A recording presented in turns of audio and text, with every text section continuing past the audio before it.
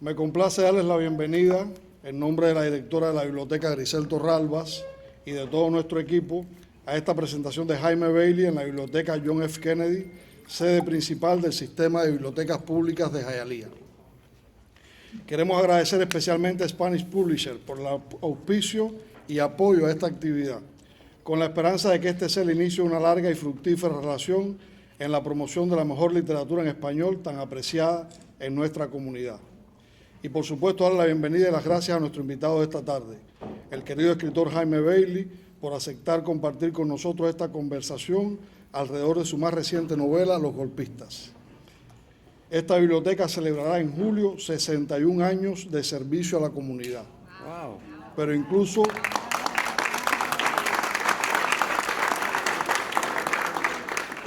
incluso antes de existir este edificio, en espacios más pequeños e ingeniosos, la idea de una biblioteca pública para Hialeah ya formaba parte del espíritu fundacional de la ciudad, que cumplió, como saben, 100 años.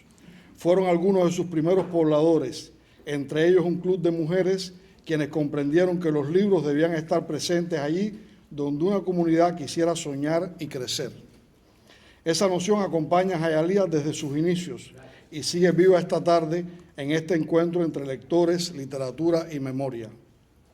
Porque las bibliotecas no son solamente repositorios de información, también pueden ser, y ese sigue siendo nuestro ideal, lugares de encuentro entre el escritor y sus lectores, espacios donde la literatura abandona por unas horas la soledad de la página y se vuelve conversación y experiencia compartida. A veces, ese encuentro ocurre en el gesto silencioso y casi íntimo de tomar un libro de un estante. Otras veces, en la exaltación de tardes como esta, en las que coinciden el libro, el autor y sus lectores bajo un mismo espacio de atención y asombro. Humberto Eco decía que, creo recordar, lo cito de memoria, no existe historia o novela más apasionante que la que puede escribirse con la historia de una sola palabra. Y quizás por eso las bibliotecas siguen siendo lugares donde una comunidad aprende también a nombrarse a sí misma. Hialeah, la ciudad, recibe hoy a un escritor que sabe bien la importancia de cada palabra. Jaime Bailey ha sido periodista, presentador de televisión, entrevistador, narrador, cronista y hoy también es una voz seguida por millones de personas en YouTube. Pero sobre todo ha sido siempre alguien que se da en las palabras, un comunicador culto, incisivo y libérrimo en el uso del lenguaje. En tiempos donde el idioma suele empobrecerse entre consignas, lugares comunes y simplificaciones, Jaime Bailey sigue siendo un ejemplo del placer y la inteligencia verbal, de la riqueza expresiva que despliega, del matiz preciso, del acierto eficaz a la hora de nombrar las cosas. Su trayectoria revela también las proteicas relaciones entre la literatura y el periodismo. En Jaime Bailey conviven el alter ego ficcional y el yo del periodista de un modo tan íntimo que pocas veces pueden deslindarse por completo uno del otro. Y acaso sea precisamente esa tensión entre confesión y artificio, entre memoria, provocación y relato, la que aumenta la inquietud psicológica y la fascinación de sus lectores, como podemos apreciar esta tarde. La crítica ha reconocido en Los Golpistas una de las novelas más ambiciosas y maduras de Jaime Bailey. El diario ABC de España, por citar un ejemplo, señaló que el autor avanza en esta obra con pulso periodístico y madurez narrativa, convirtiendo aquellos días turbulentos de la historia venezolana en un relato de notable intensidad humana y política. Y quizás ahí radique una de las virtudes de esta novela, no solo reconstruir un episodio histórico, sino explorar cómo se deforman las sociedades bajo la polarización, el caudillismo y la deriva autoritaria. Pero incluso en medio de esa densidad política y psicológica, Bailey no renuncia nunca a uno de los rasgos más reconocibles de su escritura, el humor, la ironía, esa capacidad tan suya de desmontar solemnidades y humanizar a sus personajes, incluso en situaciones límites. En sus páginas conviven la tensión histórica y la agudeza verbal, el drama y la irreverencia. Y todo ello sin abandonar nunca aquello que ha distinguido siempre la mejor escritura de Jaime Bailey, la capacidad de convertir la realidad pública en experiencia íntima y la historia en materia narrativa. Hace poco, durante la presentación de esta novela, Jaime confesó que una inesperada felicidad lo había obligado a buscar nuevos horizontes narrativos, más allá de los límites de su propia experiencia. De ese desplazamiento nacieron sus dos novelas más recientes, Los Genios, ya imprescindible para comprender ciertas pasiones y fracturas de la historia literaria latinoamericana contemporánea y los golpistas, la obra que hoy nos reúne. Solo nos queda entonces agradecerle su presencia esta tarde, desearle mucha y nueva felicidad, nuevas historias y nuevas novelas que algún día vuelvan también a encontrar lectores en esta biblioteca. Muchas gracias y bienvenido, Jaime. Muchas gracias.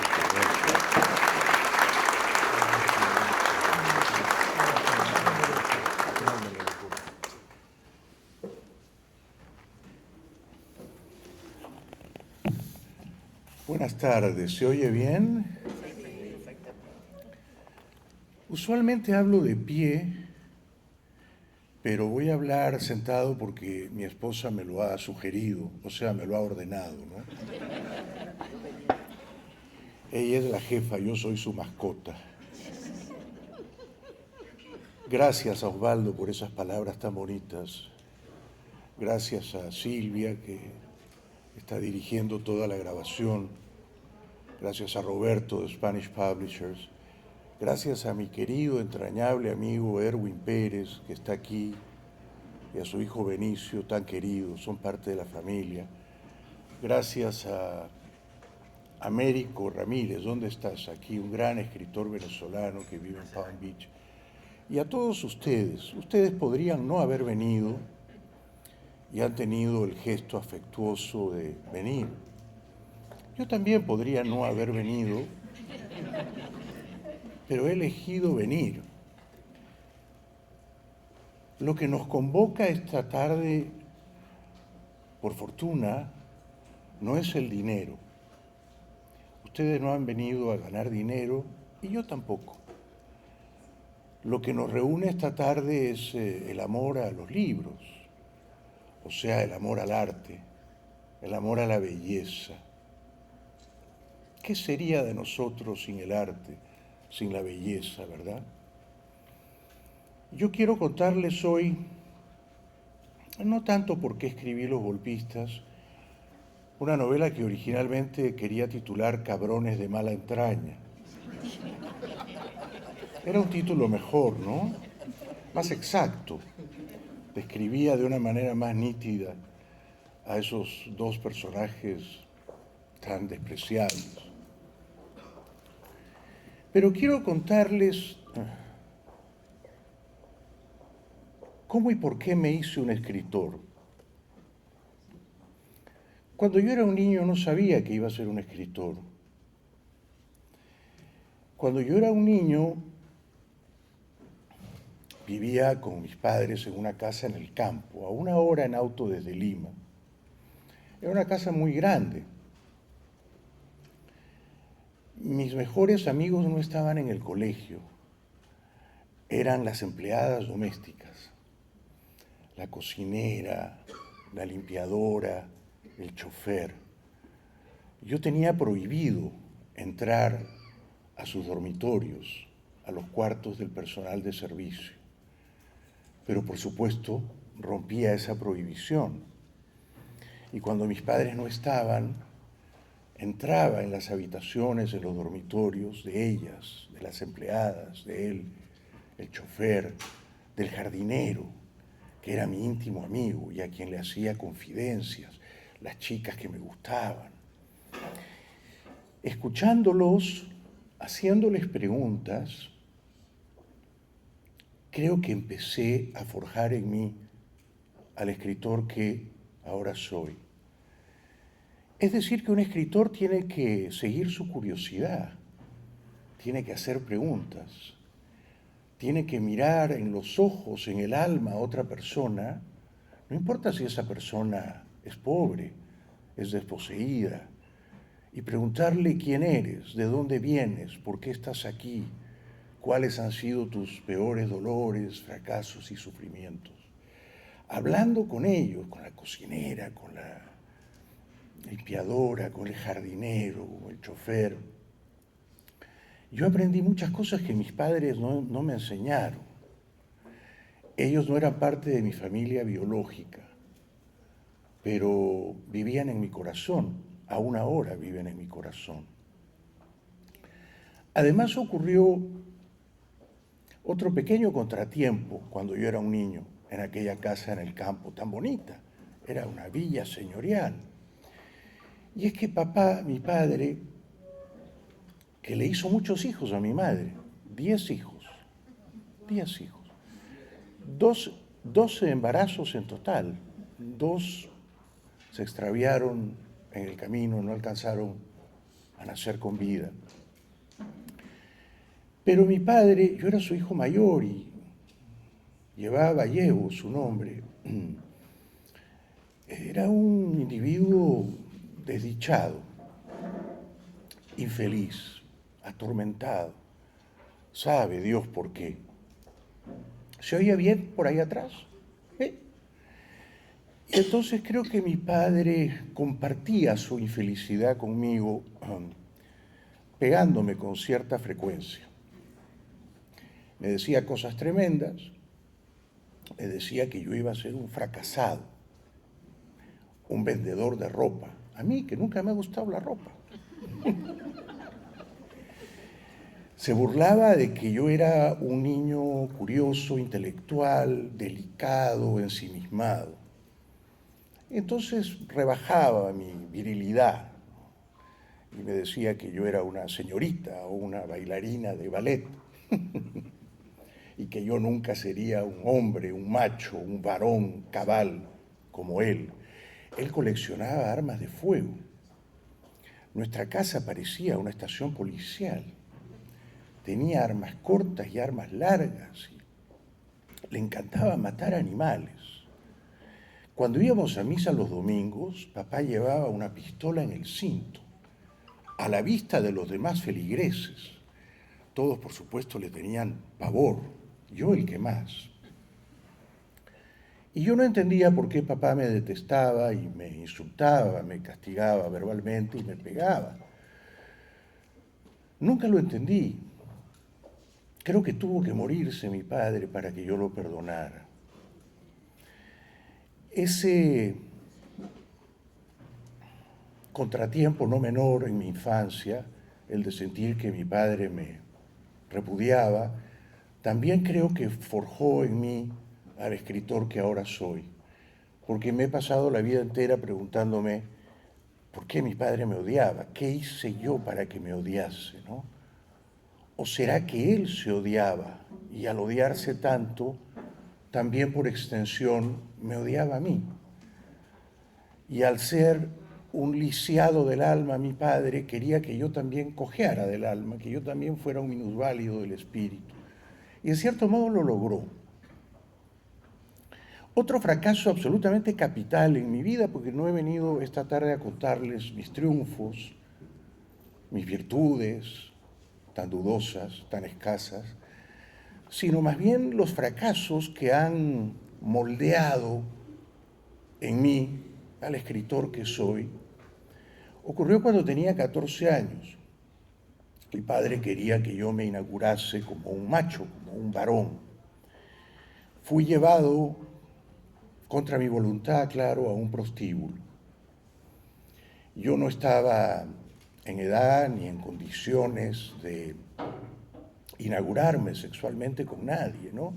Yo en realidad era un niño, un adolescente muy tontorrón, muy despistado, muy intelectual. Yo vivía leyendo. No veíamos televisión en la casa. Mi mundo, mi idea del cielo, del nirvana, eran los libros. Yo era un lector afiebrado, insaciable, y era un coleccionista de palabras.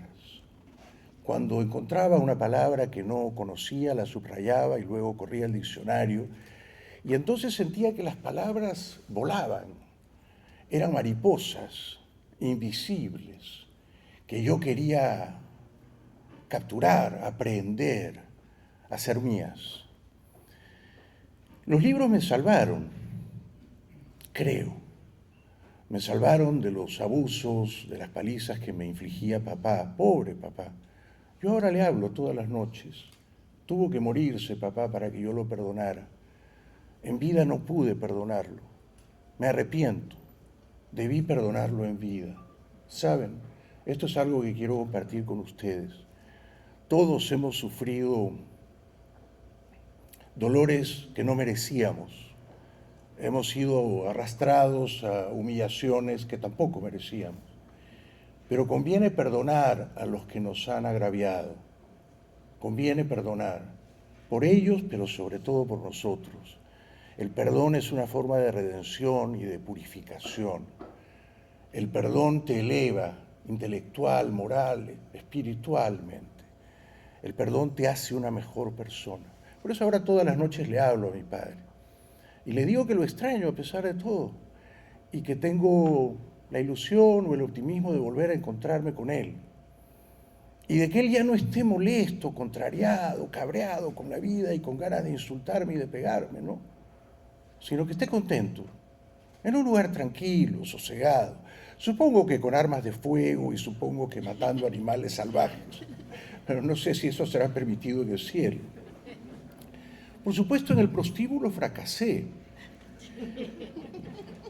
Claro, ustedes se ríen, pero yo no me reí en aquel momento. Para mí fue tremendo. A solas con la prostituta, pobre señora, ¿no? Un oficio tan respetable. Ella tratando de que mi cuerpo, bueno, se crispara o se erizara, pero yo estaba tan asustado que temblaba como un polluelo. Ella luego, peor para mí, procedió a lavar mis partes íntimas con un jabón de lavar ropa, esos jabones grandes en barra y con agua helada, con lo cual todo lo que ya estaba mustio y replegado se encogió todavía más. De aquel fracaso, de las palizas de mi padre, del fracaso en el burdel, salió también, sin que yo me diera cuenta, quizá, ¿no?, el escritor que soy ahora, ¿no? Uno es la suma de sus fracasos. Uno nunca es el inventario de sus triunfos. Triunfar, cualquiera puede triunfar. Pero fracasar, detenerse, entender el fracaso, comprender por qué uno fracasó, quizá te hace menos tonto, ¿no? Y yo ahora me he perdonado el fracaso, pero en aquel entonces, por supuesto, estaba consumido por la vergüenza, devorado, devastado por el oprobio. Yo decía, si no he podido tener una erección con una señora, la primera mujer que he visto desnuda, había visto fotos en revistas, por supuesto, de los amigos, el colegio, la pornografía. La pornografía, cuando yo era un niño, no estaba tan disponible como ahora, claro, ¿no? Pero creo que pude entender que no alcancé a desear a esa mujer porque no me resultaba una mujer deseable. No porque en general ninguna mujer me resultase deseable, sino porque esa mujer en particular no me inspiraba sentimientos eróticos, por así decirlo, ¿verdad? Pero yo tenía 14 años y entonces quedé muy confundido, muy aturdido. Unos pocos años después, avísame cuando sea el tiempo, mi amor, porque me gustaría que la gente hiciera preguntas. Ok. Quise quitarme la vida y lo hice, por supuesto, de una manera cursi, sentimental. Yo soy un bobo sentimental, soy el canalla sentimental. Así titulé uno de mis libros. ¿Por qué quise quitarme la vida? Yo tenía 19 años. Ya salía en televisión, en Lima, Perú, en el canal más visto. Así que media ciudad me conocía y el éxito no me era esquivo y me pagaban bien. Pero algo, un fracaso, un dolor, una herida, anidaba profundamente en mi corazón y en mi espíritu. Y era la duda quemante, esa duda era un incendio de no saber quién era yo. Me podía gustar una chica en la universidad, pero a veces me podía gustar un amigo en la universidad. Y yo no sabía qué hacer con eso. Ustedes, que son mucho más sabios que yo, comprenderán que un hombre, o los escombros de un hombre, como soy yo ahora a los 61 años, no controla, no gobierna racionalmente sus erecciones, ¿verdad? a esa edad temprana, precoz, yo no podía controlarlas tampoco. Me podía gustar una chica y de pronto quizá me podía gustar un amigo. Y dije, esto es insoportable para mí, yo no puedo vivir con esta ambigüedad, con este desgobierno, con este caos. Aquello que está al sur de mi ombligo es una república independiente, es un motín, es una sublevación, es un golpe de Estado. Esos eran los golpistas, los 3 golpistas, ¿no? Que hacían conmigo lo que querían. Así que dije, me voy, me iré, y me alojé en un hotel señorial de San Isidro, el Hotel Country. Está todavía de pie. Pagué la noche por adelantado, no quería morir con deudas, por supuesto. Y tragué el frasco entero de somníferos, pero Dios y mi madre quisieron que no volase al más allá. Seguramente me salvaron las plegarias de mi madre, ¿no? Seguramente estoy vivo gracias a ella. Comprenderán ustedes que la suma de esos fracasos me llevó unos años después a escribir mi primera novela. Se titula No se lo digas a nadie. Esto es algo que yo le dije a la prostituta. Por favor, no se lo digas a nadie. Por favor, no se lo digas a mi padre. Dile que yo he cumplido, no una, sino 2 veces, con balotaje, con segunda vuelta. Que soy un macho y voraz, afiebrado. Allí también entendí que a veces para sobrevivir uno tiene que mentir, ¿verdad? A veces la realidad, la vida es tan áspera, tan agresiva, que uno tiene que embellecerla, uno tiene que maquillarla, uno tiene que suavizar la vida. Y allí las mentiras sirven como formas de anestesia, ¿verdad? Ablandan el dolor, hacen la vida más tolerable. Y no se lo digas a nadie, yo quise contar mi vida triste y confundida, ¿no? La vida de un niño que se había sentido odiado por su padre, de un adolescente que había fracasado en el prostíbulo, de un joven intelectual en la universidad cuya sexualidad era muy despierta, muy curiosa y muy ambivalente, ¿no? La vida, en fin, de un hombre que no entendía cuál era el propósito, el sentido mismo, el sentido más profundo de la vida, ¿no? A dónde debía dirigir su vida, ¿no? Porque en aquella época yo pensaba que tal vez me convenía ser un político. Mi madre quería que yo fuera un cura. Ella me decía, mira, si vas a ser un político, solo vas a llegar a ser presidente del Perú. Esto no es gran cosa. Si eres un cura, no paramos y vamos hasta el Vaticano y vas a ser el primer papa peruano. Ella tenía esa ensoñación, esa quimera, esa utopía. Mi hijo será papa. Yo me contentaba con ser presidente. Y entonces ya en la universidad empecé a diseñar, a tramar, a urdir mi vida maliciosamente, orientándola al camino del poder político, ¿no? Me gustaba hablar, era popular en la universidad, me presentaba a elecciones y las ganaba sin demasiado esfuerzo. Pensé, además, ya soy conocido por la tele, gano bastante dinero. Por otra parte, mis compatriotas, los peruanos, a la hora de votar son profundamente autodestructivos, seguramente me elegirían a mí, ¿no?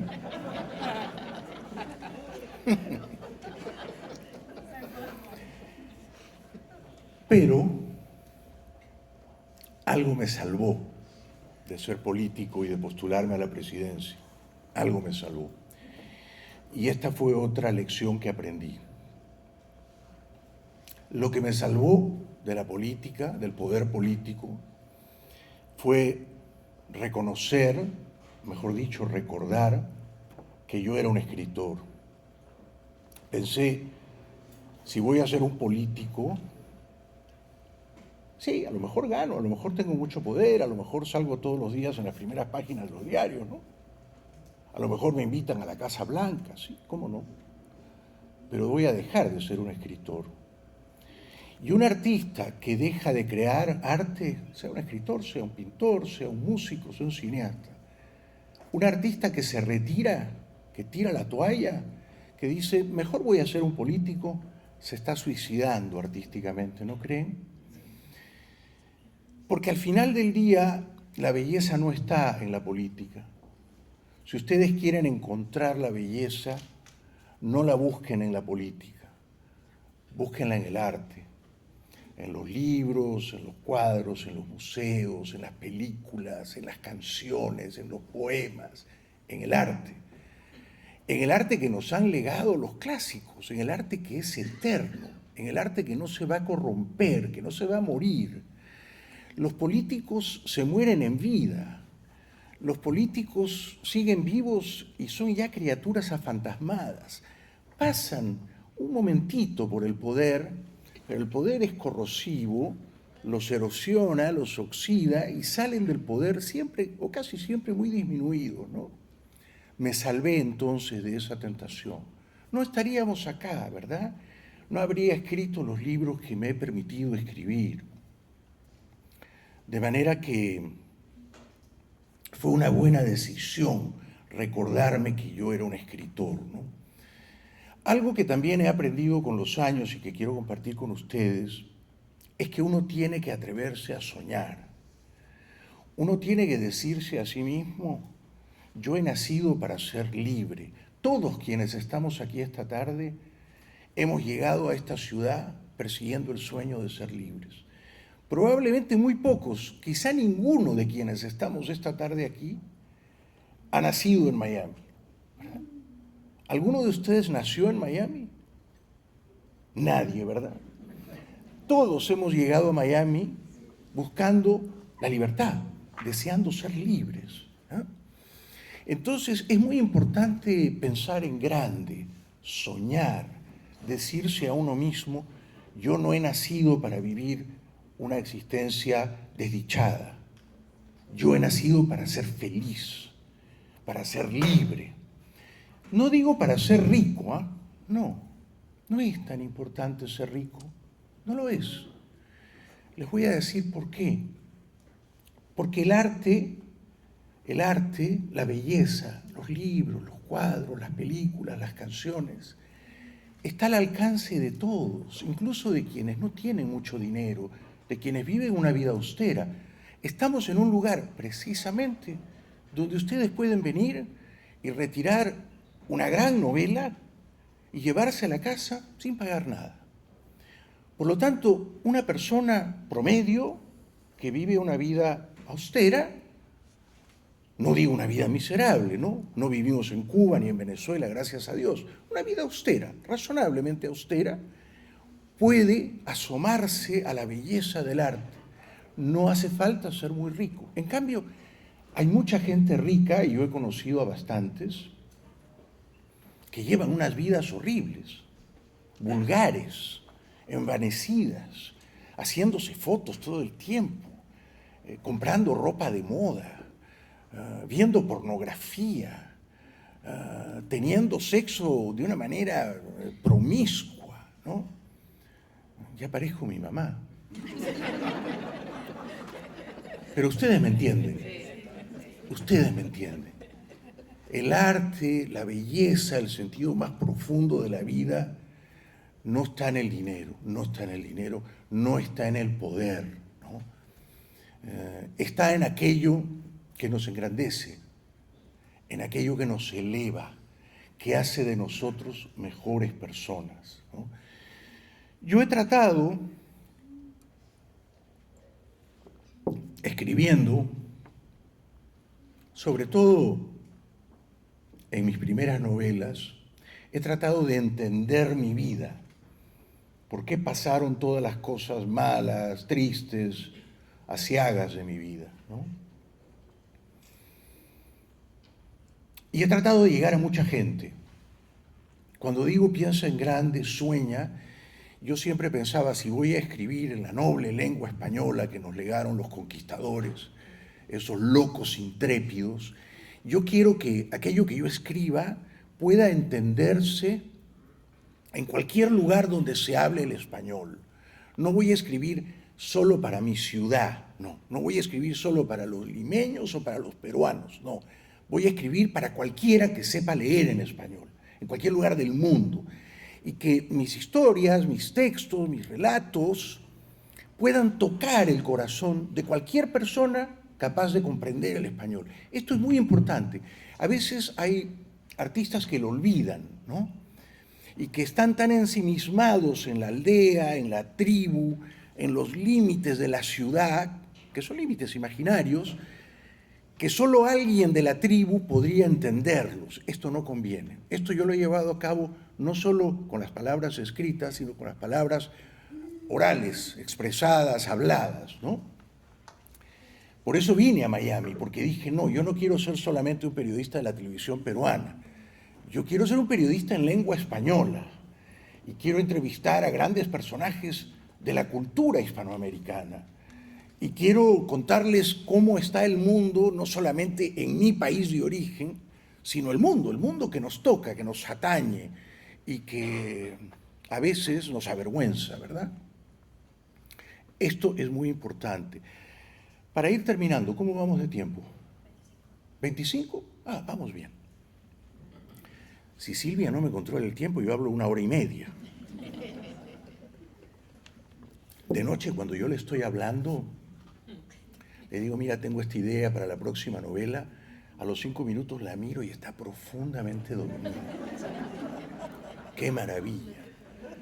Es decir, que mi palabra tiene un efecto sedante en ella. Y aunque no crean, ahora que viajo mucho, la mayor parte de la gente que me acompaña en las ferias de libros, he estado recientemente en San Jordi, en Barcelona, después en Bogotá y ahora último en Buenos Aires. En Buenos Aires estuve el sábado pasado. La gente viene porque nos ve en el canal de YouTube, ¿sabían? Eso es una cosa increíble. Es un videíto que grabamos en casa, Silvia lo graba, lo subimos a la nube, lo grabamos en media hora. Yo improviso de las cosas que he leído, de las cosas que me preocupan, del mundo y tal. Antes hablaba más de las cosas personales, ahora hablo más de cosas políticas. Y luego, una vez que el video está subido, lo puede ver una persona en cualquier lugar del mundo. Esto es una cosa maravillosa. Yo no me la puedo creer todavía. Me despierta asombro, me despierta estupor, ¿no? Más todavía nos pagan. Nos pagan. Y hay gente que viene y que me dice, yo lo veo a usted en YouTube y usted me pone a dormir. Yo duermo con usted. Usted tiene una voz melodiosa, musical, y va diciendo un sinónimo y otro sinónimo, y se va por las ramas y delira y tal. Y entonces, cuando yo me despierto han pasado 8 horas y su video sigue corriendo. Eso es una cosa maravillosa, ¿no? Es una cosa maravillosa.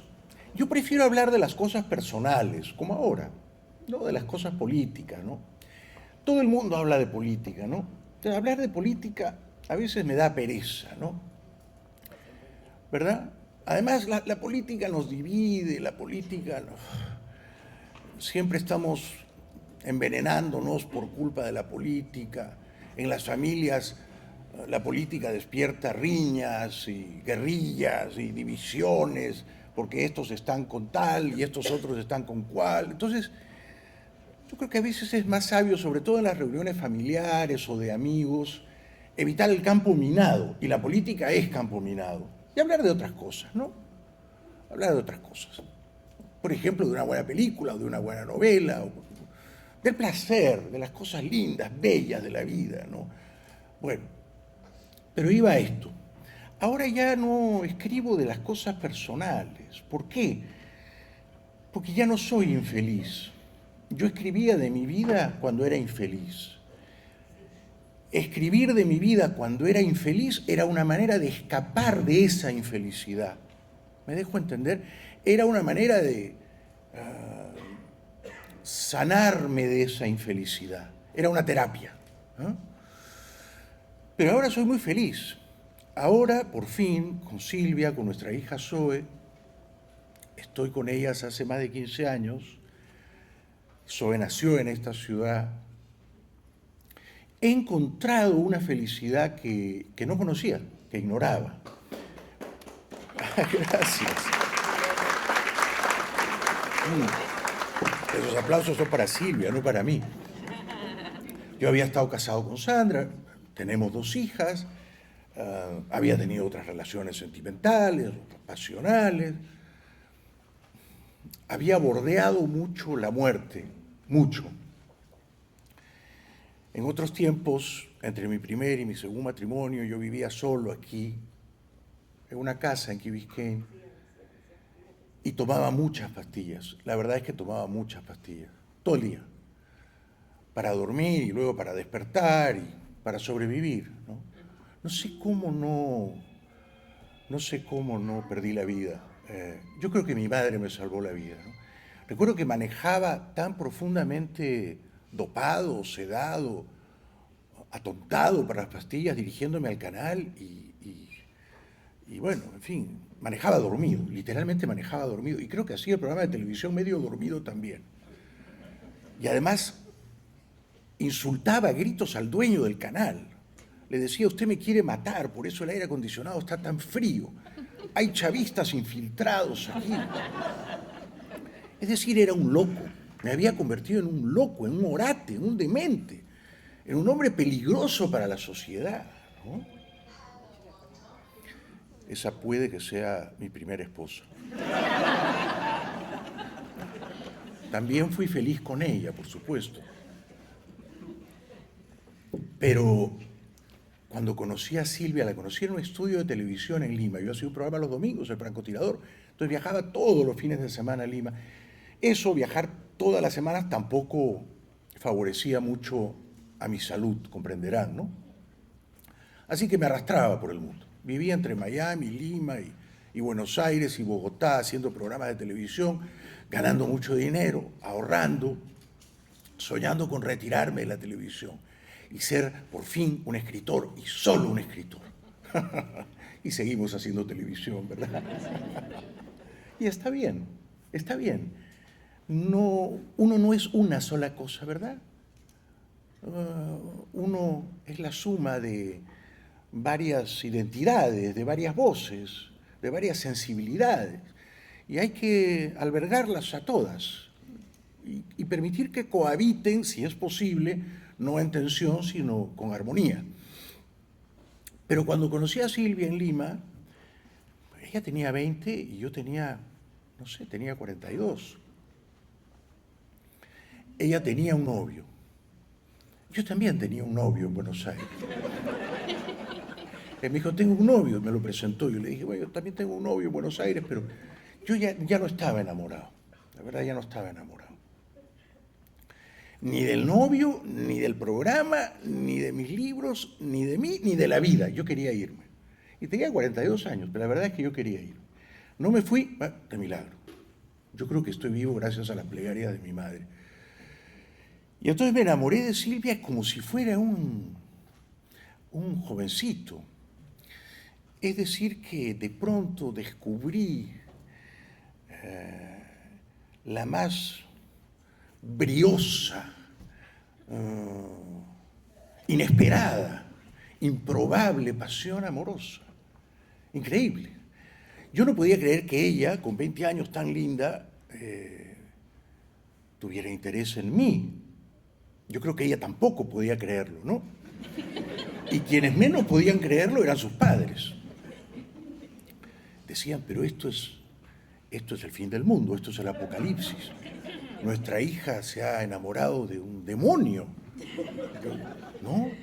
De un pequeño Lucifer que escribe libros satánicos y que se refocila, goza en el fango del pecado. Pero lo cierto es que seguimos juntos y somos tan felices.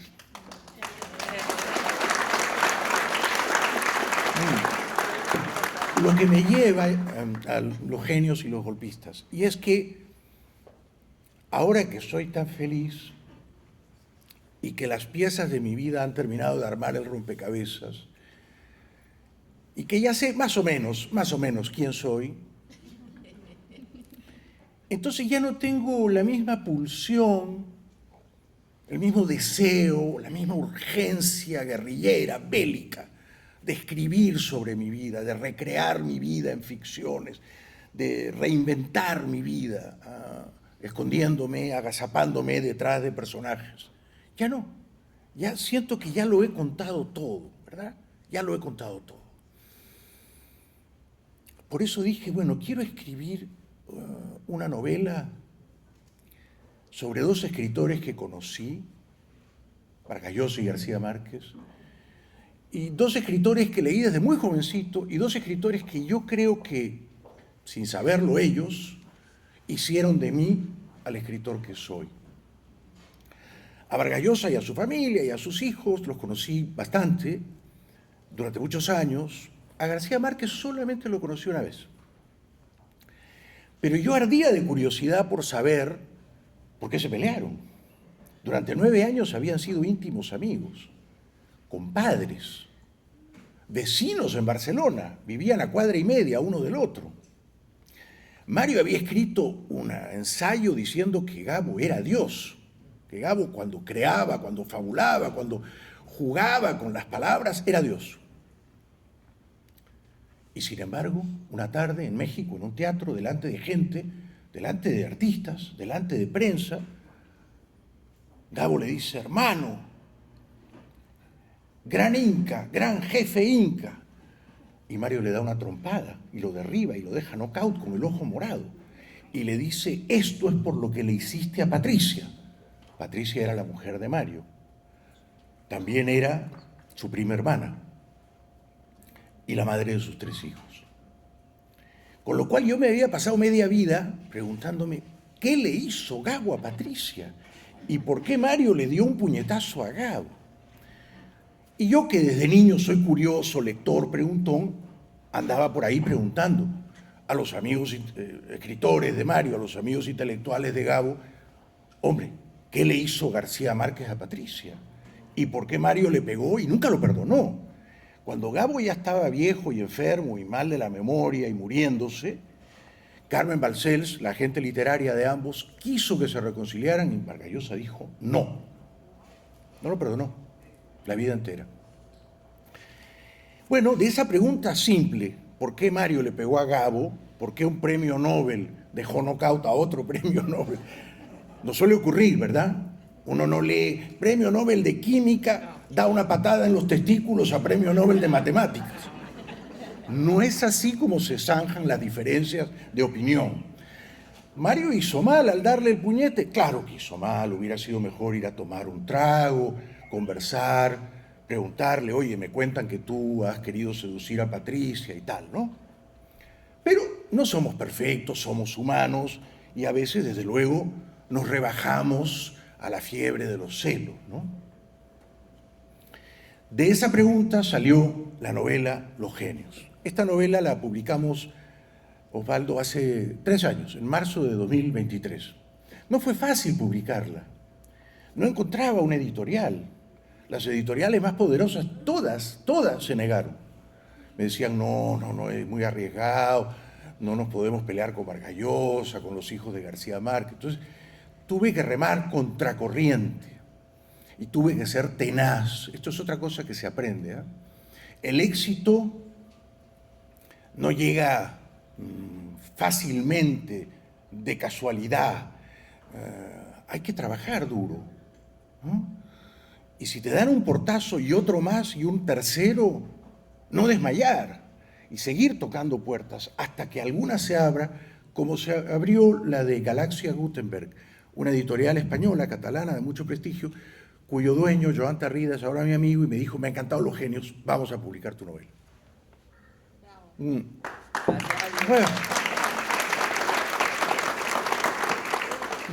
yo a veces me preguntan, ¿cuál es tu mejor novela? No tengo idea. Ninguna es una gran novela, yo no soy un gran escritor, soy modestamente un escritor, un escribidor, un aspirante a escritor. Pero no compito con los demás. No conviene eso, ¿saben? Esto también lo he aprendido. No conviene aspirar a ganar los premios, a ser el mejor, el número uno. No, es un estrés ser el número uno. No, no, no. Es mejor ser el número 7 o el número 12, ¿verdad? Es mejor. Que otros ganen. Hay que aplaudirlos, hay que decirles, ustedes escriben mejor que yo. Que otros merezcan los reflectores, la gloria, los oropeles. Nosotros en la sombra, tranquilos, sin agitarnos mucho, ¿verdad? Y después de publicar Los Genios ocurrió una cosa increíble, que había ocurrido también con No se lo digas a nadie. El éxito inesperado.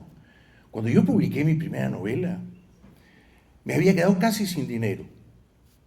Había pasado 3 años escribiendo, sin trabajar, solo escribiendo, entre Madrid y Washington, D.C., casado con Sandra.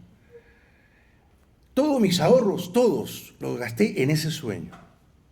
Todos. Y no era poco dinero, era todo lo que había ahorrado en televisión. Y dije, yo voy a invertir todo lo que tengo en el sueño de ser un escritor. Si yo no creo en mí, ¿quién diantre va a creer en mí? Cuando estaba por salir esa novela, un tío, esta historia la he contado alguna vez, un hermano de mi madre, Bobby, el tío Bobby, que ya falleció. Algún día voy a escribir una novela sobre él, Osvaldo. Bobby era un empresario minero muy rico, no era millonario, era billonario, en dólares, uno de los hombres más ricos del Perú. Y era gay, un gay muy elegante, un gay sin culpa, sin vergüenza, sin hacer alardes tampoco, ¿no? Pero yo, claro, yo de niño veía a mi padre, que era un energúmeno, una bestia salvaje, y veía a Bobby, y yo decía, pues yo quiero ser como Bobby, ¿no? Millonario. Claro, y además vivía en Londres, iba a Lima de vez en cuando, y visitaba sus minas, manejaba un Jaguar en Lima, el único Jaguar que había en Lima era el de Bobby, ¿no? Entonces Bobby me dijo, mira, te voy a hacer una oferta. Te voy a ofrecer un dinero para que no publiques tu novela, porque tu novela va a traer escándalos, chismes, comidillas.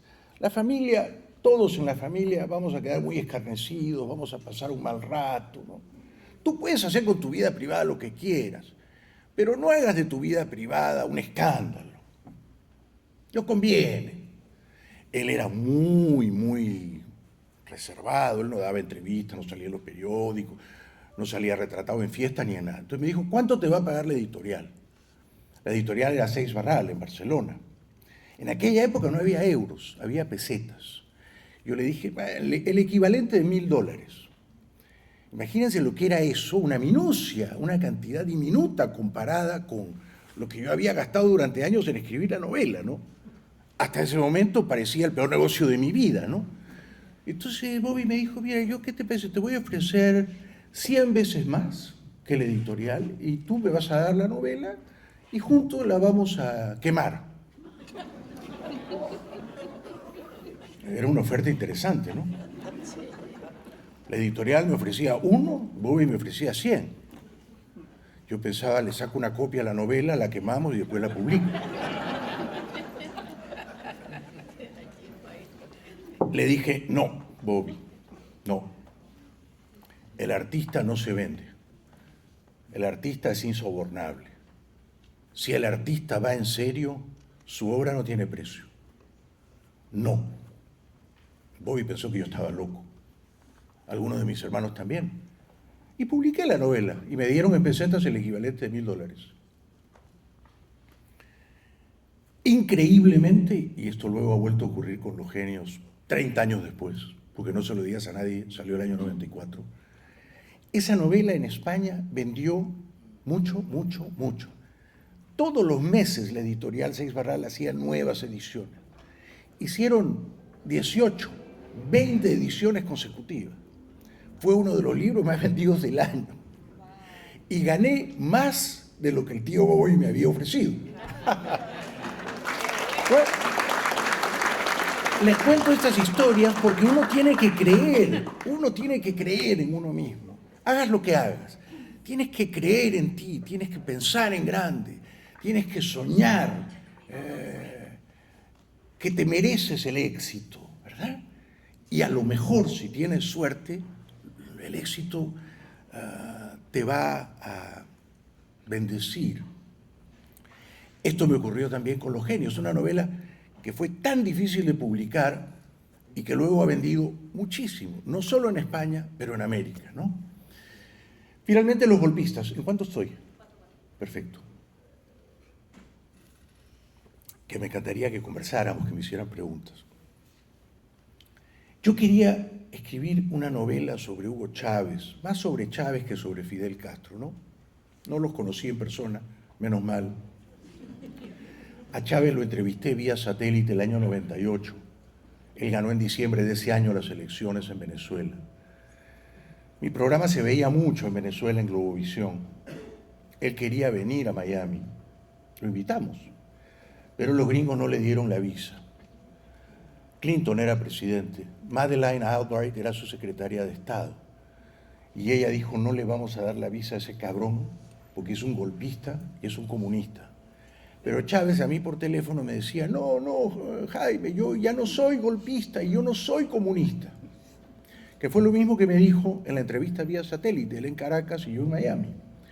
Me dijo que él no iba a ser comunista, que él no iba a ser como Fidel Castro, que Cuba era una dictadura comunista, que él iba a ser un hombre que respetara la propiedad privada, la libertad de prensa, no iba a estatizar nada. Cumplido su periodo presidencial, no se hacía reelegir y se iba a su casa. Todo mentira, todo falso, todo fariseo. Chávez entonces era un fraude, ¿no? Era un fraude, era una patraña. Pero tuvo el poder persuasivo y la elocuencia para embaucar a mucha gente. Mucha gente de buena fe, de buen corazón, muchos venezolanos le creyeron. Creyeron que Chávez ya no era un golpista, sino un ex golpista, que Chávez no era un comunista, que era un hombre de izquierda, pero de izquierda popular, moderada, un socialdemócrata, que no dinamitaría la democracia venezolana. Y yo entiendo a los venezolanos que le creyeron y que le perdonaron los golpes que él había dado, ¿no? Pero yo quería escribir una novela sobre él y en particular sobre el golpe de Estado fallido que le dieron a Chávez del 11 al 14 de abril de 2002. ¿Lo recuerdan? ¿Muchos de ustedes son venezolanos? Bueno, esos 3 días pudieron cambiar la historia de Venezuela. Es decir, que Chávez ya había sido capturado, neutralizado. Chávez ya estaba confinado en un calabozo, había firmado su carta de renuncia. Los confabulados habían triunfado, habían tomado el poder. Solo tenían que despachar a Chávez a La Habana, convocar a elecciones libres en 3 meses y quizá ahora Venezuela sería una democracia, por el amor de Dios. Han pasado décadas, aquella fue una oportunidad perdida. Entonces, en mí anidaba una pregunta que me hacía daño, así como la pregunta original de Los Genios fue ¿por qué Mario le pegó a Gabo? ¿Por qué los golpistas se arrepintieron? ¿Por qué los golpistas permitieron que un hombre que ya estaba derrotado volviera al poder 3 días después? O sea, ¿por qué un golpe que había triunfado fracasó al 3er día? ¿Qué pasó? ¿Qué pasó? Esta era una pregunta que ardía en mí y que yo, digamos, formulaba a los venezolanos que venían a mi programa. Terminada la entrevista, no sé, yo había conversado con Leopoldo López, con María Corina Machado, con Enrique Capriles, con Julio Borges, con Antonio Ledesma, con muchos más, y con periodistas y artistas, y humoristas, ¿no? Y les preguntaba, ¿y por qué fracasó el golpe que le dieron a Chávez? Ya estaba capturado, ¿por qué no lo mandaron a La Habana? Y nadie tenía una respuesta exacta, ¿eh? Había dudas. Yo dije, bueno, tengo que escribir una novela, yo tengo que armar ese rompecabezas, ¿no? Y en resumen, lo que ocurrió fue, primero, que los 3 golpistas, los 3 generales golpistas eran unos bobos, ¿verdad? Fueron improvisando, no tenían un plan, cometieron un número de errores capitales. Segundo, desde La Habana por teléfono, Fidel Castro le salvó la vida a Chávez, insultando y amenazando de muerte a los 3 generales golpistas. Y tercero, el general Baduel, Raúl Isaías Baduel, desde Maracay. Este fue el fiel de la balanza. Baduel no se plegó al golpe. Baduel dijo que el golpe subvertía, destruía la democracia, cuando Chávez ya la había destruido. Chávez ya era un dictador. Y Baduel rescató a Chávez, mandó a su gente a rescatar a Chávez de la horchila y lo devolvió al poder. Entonces, a mí me parecía un golpe militar tan esperpéntico, tan ridículo, un golpe que pudo traer las libertades a Venezuela, que yo sentía esa urgencia por escribir la novela. Y al final del día me quedo devastado porque pienso que una vez más ganaron los malos. El único bueno de la novela es Baduel. El único héroe moral de la novela es Baduel. Baduel salva a su amigo, a su compañero de armas, y Baduel cree que su compañero de armas se lo va a agradecer y lo va a premiar, y unos años después le va a decir, hombre, Raúl, ahora es tu turno de ser presidente y yo ya tuve los míos, ¿verdad? No fue así. ¿Cómo le agradeció Chávez? Metiéndolo en la cárcel, acusándolo de ladrón, condenándolo, Chávez y luego Maduro, a que Baduel y su familia, parte de su familia, fueran a la cárcel y que Baduel muriera injustamente como un preso político, despojado de su libertad. Él, que fue un héroe moral en esta tragedia. Esta novela, Los golpistas, y aquí termino, no es una comedia. Sí, está irrigada por circunstancias de humor, pero los golpes de Estado no son graciosos, no son divertidos, ¿verdad? Los golpes de Estado son tragedias, ¿no? Muere mucha gente y se destruyen las instituciones y ganan los bárbaros, los salvajes, los matones. Todavía están ahí los bárbaros, los salvajes y los matones en el poder en Venezuela. Y quiero terminar con esta reflexión. Mis libros son también, Los genios y los golpistas, alegatos por la libertad. Yo soy un escritor, pero también soy un ciudadano, ¿no?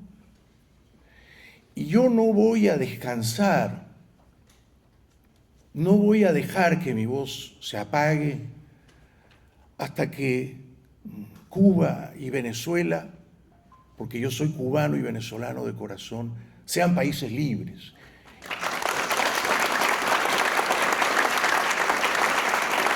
Bien, gracias. Trump tiene una oportunidad dorada, para liberar Cuba y para terminar de liberar Venezuela. En Venezuela el trabajo ha quedado inacabado, incompleto. No basta con sacar a un dictador para instalar a una dictadora y luego colmarla de elogios que ella no merece. Los venezolanos merecen ser libres y los cubanos más todavía merecen ser libres. Estoy convencido de que si Trump usa la fuerza militar en nombre del bien, de la libertad, el pueblo cubano y el pueblo venezolano van a aclamar a los libertadores, los van a recibir como héroes y va a ser un carnaval en las calles, ¿verdad? No dejemos entonces de soñar. También en eso, en el afán, en la búsqueda por la libertad, tenemos que pensar en grande, tenemos que soñar, tenemos que atrevernos a pensar que el mundo puede ser mejor, que el mundo debe ser mejor y que cada uno de nosotros con su palabra, la mía será siempre la palabra escrita y la palabra hablada, puede contribuir a ese final feliz. Y yo les prometo que con un poco de suerte, en algunos pocos años, presentaremos Los golpistas en La Habana y presentaremos Los golpistas en Caracas. Y ahí estaremos celebrando la libertad. Muchas gracias. Gracias de corazón.